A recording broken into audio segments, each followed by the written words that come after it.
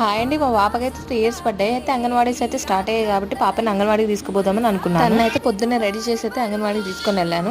ఒక 1.5 అవర్ అయితే తనతో పాటు నేను కూడా కూర్చొని అయితే తీసుకొని వచ్చేసాను. చూడండి వచ్చేదారా నేరేడుపళ్ళు ఎన్ని ఉన్నాయో. బజార్లో అయితే పావు కిలో అయితే 60-70 చెప్తున్నారు. అదే మన పల్లెటూరులో అయితే ఒక్కోసారి చెట్లకి వెళ్ళి తెంపుకొని వచ్చి తినేవాళ్ళం. ఇంటికి తీసుకొచ్చిన తర్వాత మేడం అయితే పడుకుంది.